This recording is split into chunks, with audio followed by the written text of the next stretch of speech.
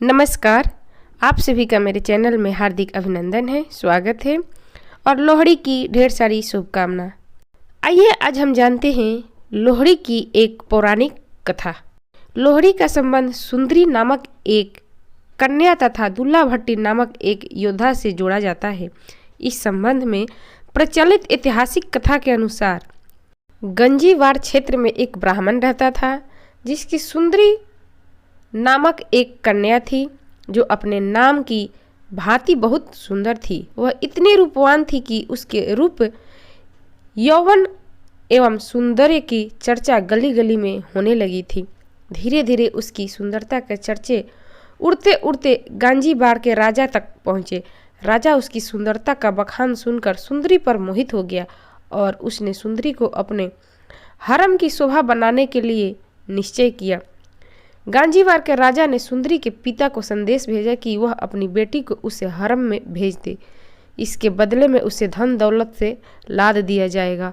उसने उस ब्राह्मण को अपनी बेटी को उसे हरम में भेजने के लिए अनेक तरह के प्रलोभन दिए। राजा का संदेश मिलने पर बेचारा ब्राह्मण घबरा गया। वह अपनी लाडली बेटी को उसके हरम में नहीं भेजना चाहता था।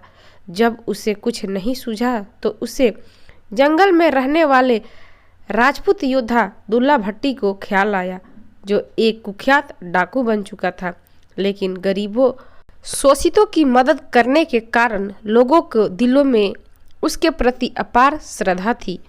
ब्राह्मण उसी रात दुल्ला भट्टी के पास पहुंचा और उसे विस्तार से सारी बात बताई। दुल्ला भट्टी ने ब्राह्मण की व्यथा सुन उसे सांत्वना दी की और रात को खुद एक सुयोग्य ब्राह्मण लड़के की खोज में निकल पड़ा। दुल्ला भट्टी ने उसी रात एक योग्य ब्राह्मण लड़के को तलाश कर सुंदरी को अपनी ही बेटी मानकर अग्नि को साक्षी मानते हुए उसका कन्यादान अपने हाथों से किया और ब्राह्मण युवक के साथ सुंदरी को रात में ही विवाह कर दिया। उस समय दुल्ला भट्टी के पास बेटी सुंदरी को देने के लिए कुछ भी नहीं था, अतः उसने तिल व शक्कर देकर ही ब्राह्मण युवक के हाथों में सुंदरी का हाथ थमाकर सुंदरी को उसकी ससुराल विदा किया। गंजीवाड़ के राजा को इस बात की सूचना मिली तो वह आग बबूला हो उठा। उसने उसी समय अपनी सेना को गंजीवाड़ इलाके पर हमला करने तथा दुल्ला भट्टी को खात्मा करने का आदेश दिया।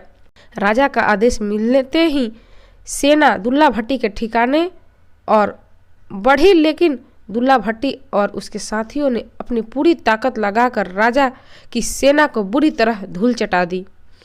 दुल्ला भट्टी के हाथों शाही सेना की करारी शिकस्त होने की खुशी में गंजीवाड़ में लोगों को अलाव जलाए और दुल्ला भट्टी की प्रशंसा में गीत गाकर भांगड़ा किया। कहा जाता है कि तभी से लोहड़ी के अवसर पर गाए जाने वाले गीतों में सुंदरी और दुल्ला भट्टी के विशेष तौर पर याद किया जाने लगा। सुंदर मुंदरिये हो तेरा कौन बिचारा हो, दुल्ला भट्टी वाला हो दुल्हे दी ब्याही हो, शेर सकरे पाई हो कुड़ी दे मामे आए हो, मामे चूरी कुट्टी हो जमींदार लुट्टी हो, कुड़ी दा लाल दुपट्टा हो, दुल्हे दी ब्याही हो दुल्हा भट्टी वाला हो, दुल्हा भट्टी वाला हो। ये संगीत लोहड़ी के दिन दुल्ला भट्टी के यादों में विशेष तौर पर इसे गाकर याद किया जाता है। ये थी हमारी लोहड़ी से संबंधित प्रस्तुति। आपको कैसी लगी? अगर अच्छी लगी तो इसे लाइक करें, शेयर करें, कमेंट्स करें और मेरे चैनल को सब्सक्राइब करें। इस कथा को सुनने के लिए आप सभी का धन्यवाद और लोहड़ी की ढेर सारी शुभकामना।